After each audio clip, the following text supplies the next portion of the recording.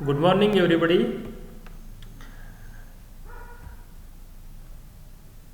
In last lecture, we will discuss about types of elimination reactions. बरोबर बरोबर की नाही. टाइप्स ऑफ एलिमिनेशन रिॲक्शन किती प्रकारचे टाइप्स आहेत एलिमिनेशनचे? कोण सांगतं?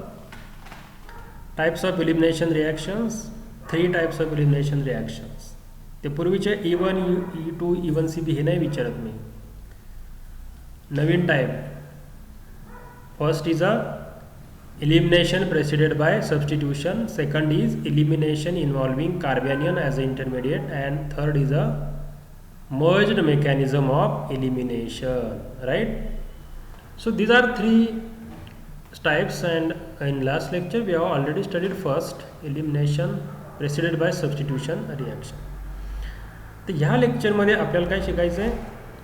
ह्या लेक्चरमध्ये आपल्याला दुसरा टाइप शिकायचा आहे, elimination involving carbanion as an intermediate. तर बघा इथे एक एक्झाम्पल आपण घेऊया. हे पॅराटोलिन सल्फोनेट वगैरे वगैरे तुम्हाला काही समजणार नाही इथे. आता आपण डायरेक्टली एक्झाम्पलकडे जाऊया, मग तुमच्या लक्षात येईल. The paratoluene sulfonates of cis and trans 2 paratoluene sulfonate cyclohexanol undergo base induce elimination to give other case 1 paratoluene sulfonate सायक्लोहेक्झीन.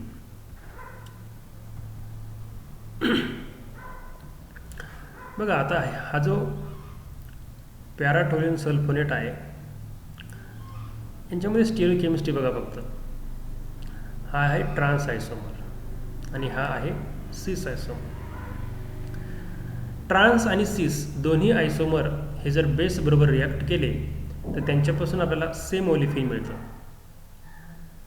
बरोबर, सेम ओलिफिन मिळतं. तर हे आपल्याला एक्सप्लेन करायचं आहे. आता हे जे स्ट्रक्चर आहे प्लेनर स्ट्रक्चर, हे जर मी ट्रान्स आयसोमर हा जर मी चेअर फॉर्ममध्ये किंवा कॉन्फॉर्मेशनल स्ट्रक्चर फॉर्ममध्ये जर मी ड्रॉ केलं तर हे असं दिसेल. बघा आता इथं काय नाही, इथं OTS हा जो अल्फा लिहिला आहे हा या स्ट्रक्चरमध्ये मी बीटा, माझ्या सोयीसाठी मी बीटा करून घेतला. फक्त ओव्हरऑल स्टिरियोकेमिस्ट्री या दोघांची कशी असली पाहिजे, अँटी असली पाहिजे. हे ट्रान्स आहे, तर OTS बीटा आहे आणि हा जो सल्फोनेट ग्रुप आहे हा अल्फा आहे. हे दोन्ही ट्रान्स आहेत. बारकाईने लक्ष द्या. बघा इथे इलिमिनेशन बेस ॲड केल्यानंतर सुरुवातीला काय होतं, बेस ॲडिशन केल्यानंतर काय होतं बघा. एक मिनिट, आपण याला स्लाइड शो करूया. ओके, बेस ॲड केल्यानंतर काय होतं की जो हायली ॲसिडिक प्रोटॉन आहे तो अब्स्ट्रॅक्ट होतो. बरोबर. आता इथे 2 सिच्युएशन आहेत. सुरुवातीला बघा हा OTS ॲक्सेल आहे आणि या OTSला एक्झॅक्टली अँटी काय आहे, तर हा हायड्रोजन अँटी आहे. हा हायड्रोजन सिस आहे, हा हायड्रोजन अँटी आहे. तर इथं E2 इलिमिनेशन पॉसिबल आहे. बरोबर, E2 इलिमिनेशन पॉसिबल आहे असं आपलं म्हणणं आहे. म्हणजे झालं पाहिजे का, कारण इथं ट्रान्सडॅक्सल सिच्युएशन अवेलेबल आहे, स्टिरियो इलेक्ट्रॉनिक फॅक्टर आहे. त्यामुळे इथं फास्ट बेस ॲड केल्या लगेच फास्ट इलिमिनेशन होऊन आपल्याला ओलिफिन मिळालं पाहिजे. परंतु तसं होत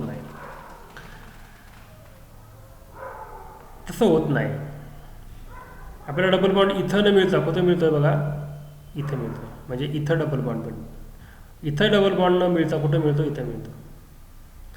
ट्रान्सडॅक्सल सिच्युएशन असून सुद्धा E2 इलिमिनेशन होत नाही आणि म्हणून याला काय म्हणायचं, स्टिरियो इलेक्ट्रॉनिक हँडिकॅप. फार महत्त्वाचा शब्द आहे, इथं खाली लिहिला आहे मी, stereo electronic handicap. Even though presence of stereo electronic factor transdiaxial situation E2 elimination is not takes place. This is called as stereo electronic handicap. म्हणजे असून सुद्धा होऊ शकत नाही, म्हणून त्याला म्हणायचं स्टिरियो इलेक्ट्रॉनिक हँडिकॅप. मग काय होतं, मग इलिमिनेशन होत नाही. मग काय होतंय, E2 इलिमिनेशन होत नाही. मग हे स्टिरियो इलेक्ट्रॉनिक हँडिकॅपला ओव्हरकम करण्याचं काम कोण करतोय बघा. आपण इथं कॉम्पिटिशन आहे. हा जो ग्रीन हायड्रोजन आहे याच्यामध्ये आणि ह्या रेड हायड्रोजनमध्ये कॉम्पिटिशन आहे. स्टिरियो इलेक्ट्रॉनिक हँडिकॅपचं असण्याचं कारणच ते आहे की हा जो हायड्रोजन आहे is a more competitor as compare two hydrogen. म्हणजे इथं हा जास्त कॉम्पिटेटर आहे कारण हा जास्त ॲसिडिक आहे. हा हायड्रोजन ॲसिडिक असल्यामुळं बेस हा हायड्रोजन ॲब्स्ट्रॅक्ट करेल, इथं कार्बॅनियन तयार होईल आणि कार्बॅनियन हा इथे स्टॅबिलाइज होईल आणि इलिमिनेशन घडून आणेल. म्हणून या दोन हायड्रोजनमध्ये इथं इलिमिनेशन होत असताना आपल्या इलिमिनेशनचं हेडिंग काय आहे, elimination involving carbanion as a intermediate. मग बेस ॲड केल्या गेलं इथे कार्बेनियन फॉर्मेशन आणि त्यानंतर elimination. So elimination gives double bond here, formation of this product. On the other hand in case of cis isomer, सिस आयसोमर म्हणजे दोन्हीही ग्रुप्स आहे, OTS आणि हा सल्फोनेट ग्रुप, हे दोन्ही सिस साईडला म्हणजे एकाच साईडला आहे. इथं सुद्धा बघा काय, इथं सुद्धा OTS आणि हायड्रोजन हे ट्रान्स डायॲक्सिल सिच्युएशन अवेलेबल आहे. इथं अँटी इलिमिनेशन होतं, परंतु अँटी इलिमिनेशन डायरेक्टली होत नाही, तर त्या अगोदर काय होतं, बेस हा प्रोटॉन ॲब्स्ट्रॅक्ट करून कार्बेनियन फॉर्मेशन करतो, कार्बेनियन स्टॅबिलाइज होतं आणि मग इलिमिनेशन होतं. तर या ठिकाणी आपल्याला जर लक्षात येईल की इथे सुद्धा एक अँटी हायड्रोजन आहे, इथे सुद्धा एक अँटी हायड्रोजन आहे. या दोन हायड्रोजनपैकी हा हायड्रोजनला प्रेफरन्स दिला जातो का, कारण हा जास्त ॲसिडिक आहे. ॲसिडिक म्हणजे काय, तर या हायड्रोजनकडचे इलेक्ट्रॉन्स हे या दिशेनं सल्फोनेट ग्रुपच्या दिशेनं पूल होतात आणि त्यामुळं हा हायड्रोजन जास्त इलेक्ट्रॉन पॉझिटिव्ह होतो आणि म्हणजेच तो जास्त ॲसिडिक होतो. तर हा जास्त ॲसिडिक म्हणजे दोघांमध्येही एकच आहे की जो ॲसिडिक हायड्रोजन आहे तो ॲब्स्ट्रॅक्ट होऊन कार्बेनियन फॉर्मेशन होईल आणि इलिमिनेशन होईल. म्हणून आपल्या याचं नाव काय आहे, elimination involving carbanion as a intermediate. आता मी इथं काय एक्सप्लेनेशन दिलं आहे. In trans isomer though there is a presence of stereo electronic factor, however direct transdiaxial elimination is not possible. This is called as stereo electronic handicap. Why? Because cis hydrogen is more acidic as compared to trans hydrogen, and the acidity of cis hydrogen overcomes the stereoelectronic handicap and undergo cis elimination gives one olefin. In case of cis isomer, cis elimination takes place by abstraction of axial hydrogen and then formation of carbanion followed by elimination giving one olefin as a product. So same explanation is that ki acidity, more acidic hydrogen is abstracted and formation of carbanion and elimination takes place. Now third kind of elimination is a merged mechanism of elimination and substitution. Here trans 4 tertiary butyl cyclohexyl tosylate undergo bimolecular elimination with the base bromide and thiophenolate, although not with the much stronger base ethoxide. त्यांचं म्हणणं असं आहे की 4 tertiary butyl cyclohexyl tosylate हा nucleophilic bromide आणि थायोफेनोलेट ion बरोबर substitution reaction दाखवतो, परंतु इथॉक्साइड आयन हा जास्त बेसिक आहे आणि कमी न्यूक्लिओफिलिक असल्यामुळं इथॉक्साइड आयन बरोबर रिॲक्शन होत नाही. तर मग हे गुड न्यूक्लिओफाईल याच्यामध्ये ॲड केल्यानंतर आपल्याला एक इंटरमिडिएट फॉर्मेशन दिसतं. या ठिकाणी इंटरमिडिएट फॉर्मेशन टेक्स प्लेस आणि त्यानंतर दोन पॉसिबिलिटी आहेत. एकतर इलिमिनेशनची पॉसिबिलिटी आहे आणि दुसरी आहे सबस्टिट्यूशनची पॉसिबिलिटी. बघा इथं काय म्हटलंय, merged mechanism of elimination and substitution. म्हणजे या ठिकाणी ही हाय एनर्जी स्टेट आहे, याला आपण ॲक्टिवेटेड स्टेटला हा ट्रान्झिशन स्टेटला, आणि ट्रान्झिशन स्टेटला या ठिकाणी दोन पॉसिबिलिटी आहेत. एकतर हा OTS निघून जाईल आणि सबस्टिट्यूशन प्रोडक्ट मिळेल, किंवा X आणि OTS दोन्ही निघून जातील. इथला एक हायड्रोजन इलिमिनेशनमध्ये सहभागी होईल आणि इलिमिनेशन प्रोडक्ट मिळेल. म्हणजे इथं काय आहे, मर्ज्ड म्हणजे काय, आयदर सबस्टिट्यूशन प्रोडक्ट और इलिमिनेशन. इथे आपण सांगू शकत नाही फिक्स सबस्टिट्यूशनच होईल किंवा इलिमिनेशन होईल. इथं म्हणजे मर्ज्ड होतं, म्हणजे आपण थोडक्यात काय म्हणतो की सबस्टिट्यूशन प्रोडक्ट आणि इलिमिनेशन प्रोडक्ट हे दोन्हीही प्रोडक्ट पॉसिबिलिटी आहे. ट्रान्झिशन स्टेटमधून तो कुठल्याही एका साईडला मर्ज होऊ शकतो किंवा कोलॅप्स होऊ शकतो. So here again direct diaxial elimination is not possible. It has been suggested that bimolecular attack of equatorial tosylate by highly nucleophilic bromide or thiophenolate ions, although not by strong base ethoxide. Nucleophilic more ethoxide is a more basic, gives rise to intermediate, which can then go on either substitution product or loss of both the thiophenolate and tosylate and adjacent hydrogen elimination product. This process has been called as merge substitution and elimination. म्हणजे इथून दोन्ही प्रोडक्टची शक्यता आहे, याला आपण म्हणतो merged mechanism of elimination and substitution. Now here types of eliminations are over. In this elimination under types of eliminations we have studied three types: elimination preceded by substitution, elimination involving carbanion as an intermediate, and third type is a merged mechanism of elimination and substitution. तर हे जे types आहे एलिमिनेशनचे हे लक्षात ठेवा. आणि हा जो चॅप्टर आहे याच्यावर तुम्हाला थेरॉटिकली जास्त प्रश्न विचारण्यापेक्षा एक्झाममध्ये प्रेडिक्ट द प्रोडक्ट्स या टाईपचे प्रश्न असतात. म्हणजे प्रोडक्ट फाइंड आउट करा, रिॲक्टंट दिलेलं असतात, कधी रिएजंट दिलेले असतात आणि तुम्हाला प्रोडक्ट फॉर्मेशन करायचं असतं. त्यामुळं आपल्याला कन्सेप्ट समजून घेणं गरजेचं आहे. So here relation between the conformation and chemical properties is over. आता पुढचा जो टॉपिक आपल्याला बघायचा आहे तो काय आहे बघा, conformational effect in a 6 membered ring containing unsaturation. आत्तापर्यंत आपण सॅच्युरेटेड रिंग बघितली की ज्याच्यामध्ये डबल बॉन्ड नव्हता, परंतु आता आपल्याला conformational effect in a 6 membered ring containing unsaturation म्हणजे जर डबल बॉन्ड असेल 6 membered रिंग तर काय होतं, रिंगवरती काय परिणाम होतो, स्टॅबिलिटीवरती काय परिणाम होतो, रिॲक्टिव्हिटीवरती काय परिणाम होतो, हे सगळ्या गोष्टी आता शिकायच्या. आता हे जे एक्झाम्पल तुम्ही स्क्रीनवरती बघताय ते सायक्लोहेक्झिनचं एक्झाम्पल आहे आणि ह्याच्यामध्ये इक्वॅटोरियल आणि ॲक्सियल सबस्टिट्युएंट्स मी दाखवलेले आहेत. तर त्यांनी त्याला डॅश दिलेला आहे. डॅशचा अर्थ काय, तर सुडो ॲक्सियल आणि सुडो इक्वॅटोरियल.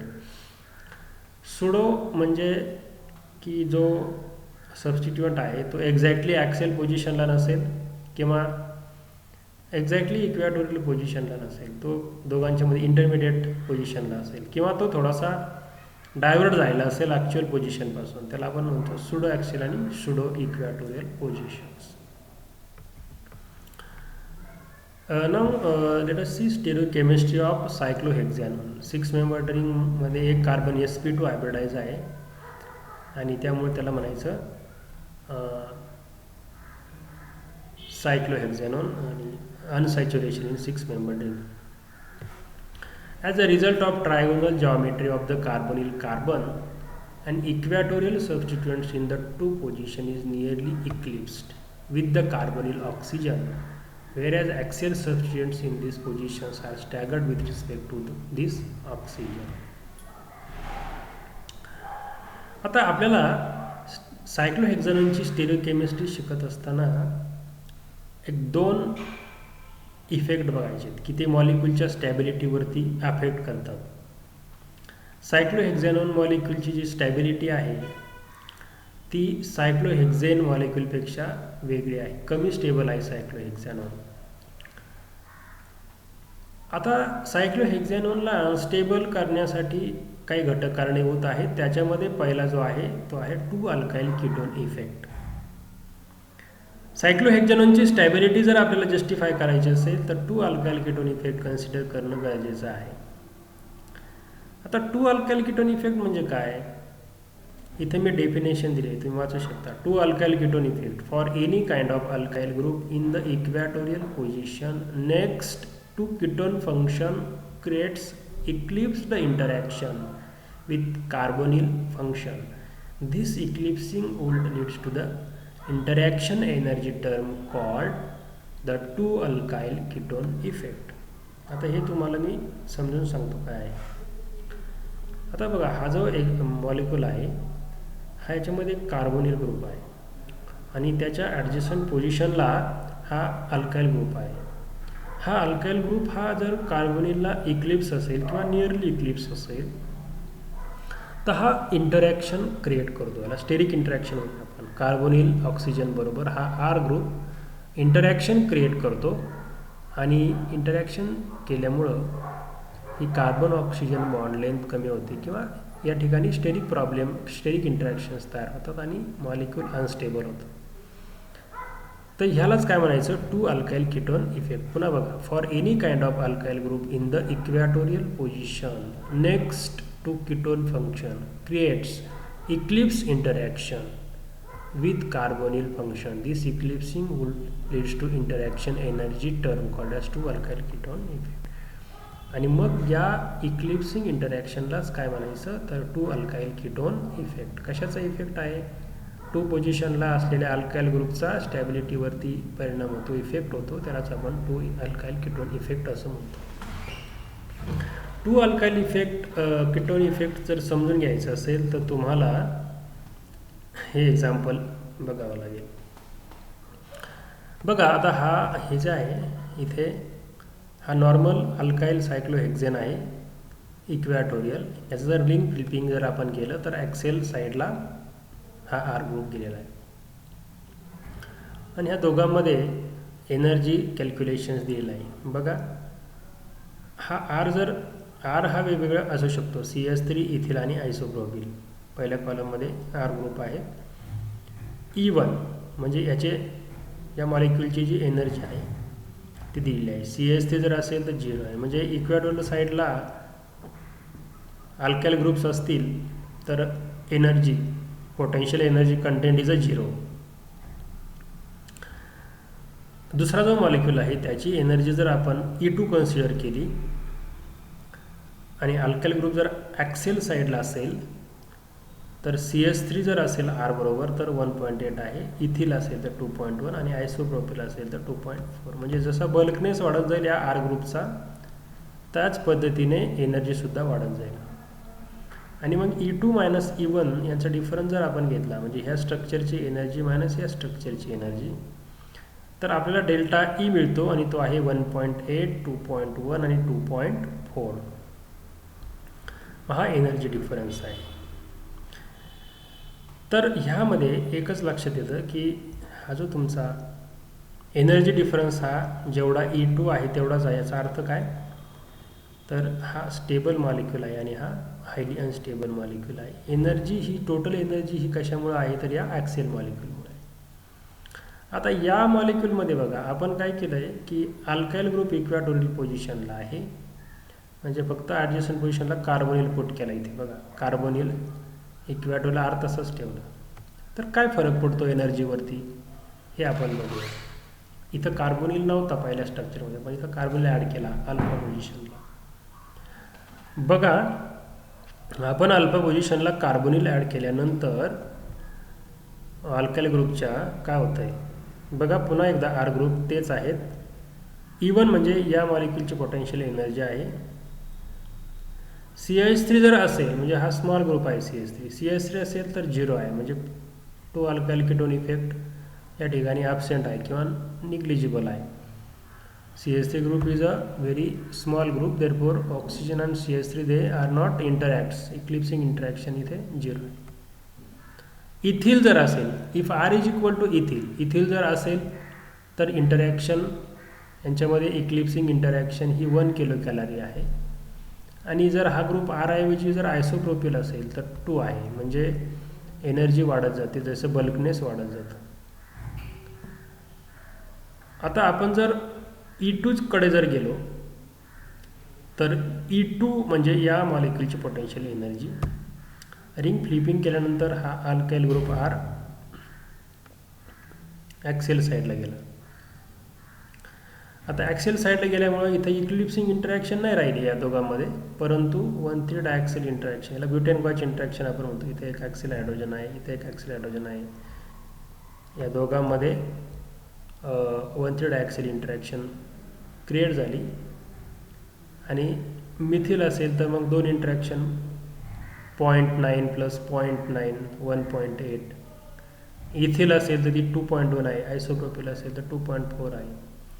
ही जी आहे ही पोटेन्शियल एनर्जी कशामुळे मिळाली, तर हे 1,3 डायॲक्सिल इंटरॅक्शनमुळे मिळाली.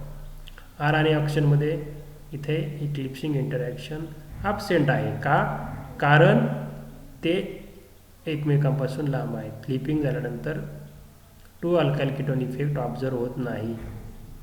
आता यांच्यामध्ये जर आपण एनर्जी डिफरन्स जर मोजला डेल्टा ई, तर असं लक्षात येतं की 1.8 मायनस 0 1.8, 2.1 मायनस 1 1.1 आणि 2.4 मायनस 2 0.4.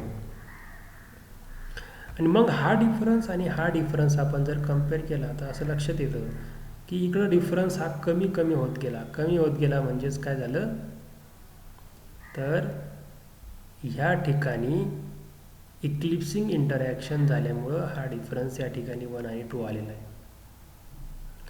तर यावरून आपण असं सांगू शकतो की 2 अल्काइल कीटोन इफेक्ट या ठिकाणी ऑब्झर्व झालेला आहे. का? कारण alkyl group, bulky alkyl group जर इक्लिप्स पोझिशनला कार्बोनिनच्या असेल तर इक्लिप्सिंग इंटरॅक्शन क्रिएट करतो, पोटेन्शियल एनर्जी वाढते आणि स्टॅबिलिटी मॉलिक्युलची कमी होते. आणि म्हणून जर आपण 6 मेंबर रिंगमध्ये जर कार्बोनिल प्रेझेंट असेल आणि त्याच्या ॲडजस्टंट पोझिशनला अल्काइल असेल तर मॉलिक्युलची पोटेन्शियल एनर्जी वाढते आणि स्टॅबिलिटी कमी होते.